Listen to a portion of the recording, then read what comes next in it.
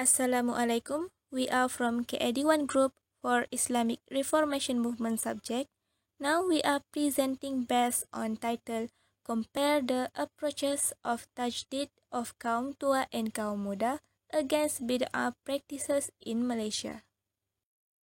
There are 4 members in our group, which is Saira Zanira, Nuriziati, Nabila, and Nur Fakihah.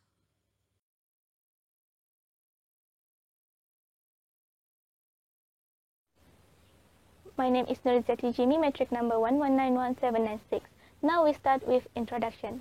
The change of time has made the Muslim community more widespread, and the challenge to maintain the Islamic faith in today's generation is even greater, due to the proliferation of cultures and customs that sometimes dominate the minds of the community than Islam itself. Tajdid here does not mean to change our religion to a new one, but is a reform that takes place to ensure that the religion of Islam that we hold today return to the original. This is a way for Muslim scholars to maintain the purity of the religion so that it's always pure as taught to the earlier Muslims during the time of Rasulullah SAW. Looking at the definition of tajdid, it is a word taken from Arabic which means renewal. This word is often chanted by members of the religious movement and the thoughts of some religious figures.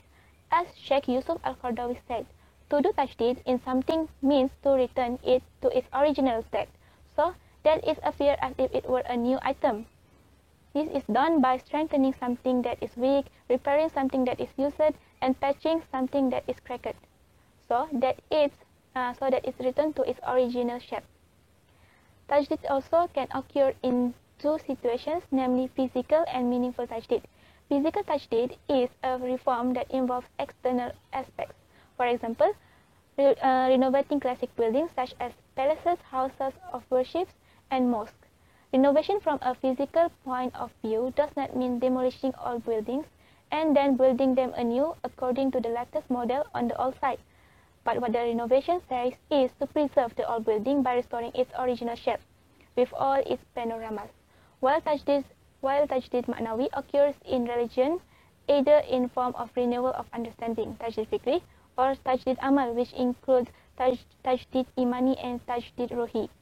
As an early introduction, Kaum Muda is a religious movement that is heavily influenced by many religious movements that are taking place in other countries, especially in Egypt. This movement is seen as a religious movement that not only cares about religious affairs, but also cares about other aspects of the world such as social, administrative, political, and economic aspects. While the Kaum Tua is a traditional group which their centers flourish in sekolah pondok that emphasize Islamic education and made the ulama's role very important, and also known as religious elite in Malaya at that time. The emergence of these 2 groups have different views on religious affairs, which causes the Malay community in some villages at the time to split into 2 groups. Now we move to the next presenter. Thank you.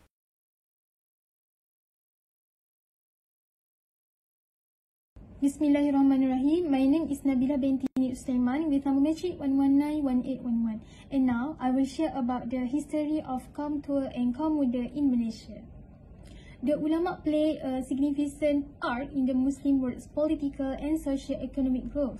Ulama have established dominant religious discourse in Muslim culture throughout much of Islamic history as expert of Islamic law and hadith. They look upon the state as essential to Islam.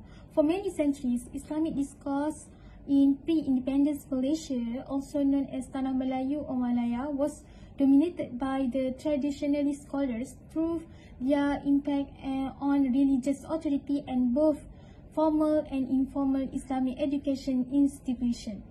The Kaum Tua and Kaum Muda conflict was a term used to describe disputes among ulama in the Malay world.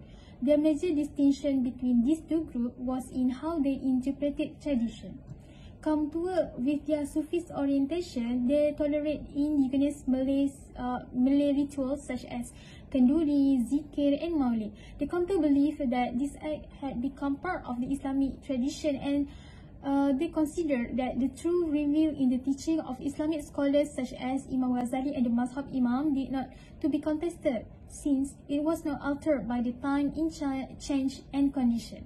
For these ulama, the re-examination of the Quran and Hadith was not only useless but also dangerous, since it may lead to misunderstanding and mistake. The situation altered in the early 1920s following the implementation by young ulama, who were mostly graduates of the Al-Azhar University in Egypt. These Al-Azhar graduates were highly affected by Salafiyah reform ideology of Jamaluddin Al-Afghani and Muhammad Abduh. This school of Salafiyah thought promote pan-Islamism and the Afghani Abduh reform doctrine, which emphasized the importance of reviving the Muslim Ummah globally by reopening the gate of ijtihad, relinquishing innovation of bid'ah, and trying to reconcile elements of modernity into the Islamic culture of the people. The Kaum Muda highlight the value of contemporary education, particularly for women, in propagating its progressive version of Islam. The enormous number of ideas spread by Kaum Muda produced a climate of hostility toward the establishment and result in considerable pushback from the country's religious authorities. Unlike the current conservative Saudi-style Salafiyah, the early version of Salafiyah was known for its innovative and contemporary views. Although this kind of Salafism may share similar epistemology with Saudi-style Salafism, but the former is closer to the ideas of modernity, while the latter is more conservative and can be rightly labeled as Reform Salafism. The graduates, also known as Kaum Muda, expressed dissatisfaction with several Malay culture tradition, which they said some practice mean to syirik and bid'ah. Furthermore, the tension between these two methods began to wane in the late 1930s, when Malay nationalists were thought to have taken control of Malayan politics. Nevertheless, the impact of the clashes between the Kaum Muda and Kaum Tua has made many short-term and long-term contributions to the Malays especially. Besides the Kaum Tua effectively maintaining their status quo in the religious system in the country, Kaum Muda also contribute to the development of new education system and the formation of diverse Malay Islamic political organizations.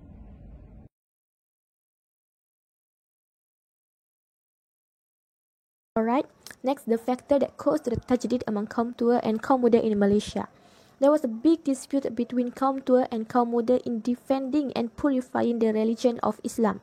This difference occurred not about their age but about their knowledge and openness. In general, Kaum Tua can be defined as traditional scholars, while Kaum Muda is a group of scholars who have a modern and progressive thinking.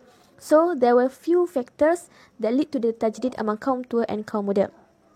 First and foremost, Kaum Tua, or known as Khalafi, is negative on reform and change.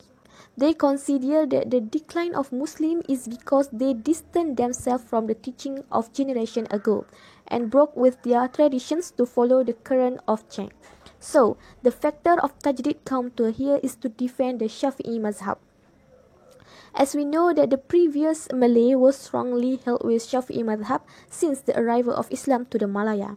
Therefore, the Shafi'i section has been accepted by the majority of Malaya, and they will feel world toward different view or practice to the Shafi'i section. Kaum Tua struggle to maintain the Shafi'i section solely in Malaya to avoid any disagreement and confusion among the Malays, as the villagers was not very knowledgeable in religion.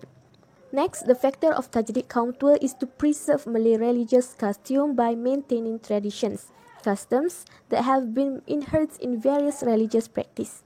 A study by Ni Ali and Mat Teh said that the arrival of Islam caused the Malays not only to be concerned about customs, but also to parallel religious customs and law. It means the coming of Islam not to eliminate the custom, but to repair the previous Malay custom, which contrary Shariat as contains element of vice and superstitious. Therefore, Kaum Tua really stick to the opinion expressed by scholars previously, whether speaking or writing, because everything is true and should be believed. For them, it is impossible for the scholars to speak and write it unless they have been recited, investigated and understood all like it is stated in the Quran and the Hadith of the Prophet ﷺ. However, kaum muda, as known as followers of Salafiyah, have different opinion and belief. In their perspective, custom which had been held by kaum tua and Malay people as bid'ah matter. So, they as intellectual people need to make some effort to clean it. Therefore, one of the reasons Tajdid kaum muda is to purify religions from all things that do not come from the teaching conveyed by the Prophet based on the Quran and Sunnah, without being bound by all sorts of traditions and superstitions that contradict the teaching of Islam. Besides, kaum muda strive for reform and open thinking, which is an improvement in one's thinking and understanding of religious teaching. This means that they need ijtihad and must abstain from jumud. As a result, kaum muda did not follow any factions or known as mazhab. In addition, they also think that the traditional way of learning Islamic subject, which had been defended by kaum tua, must be improved.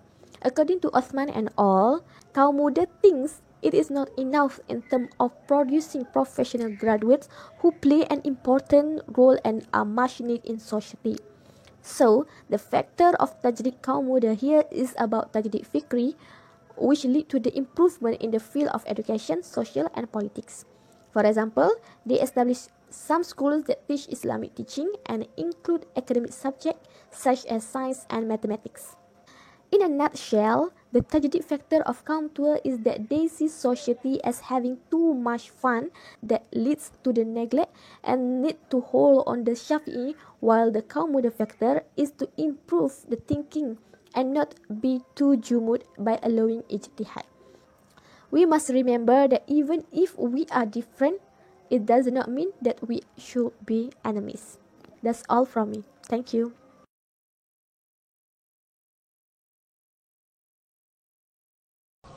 Assalamualaikum warahmatullahi wabarakatuh. So before I start my presentations, I would like to introduce myself. My name is Nurfakah binti Salahuddin. My matrix number is 1191815.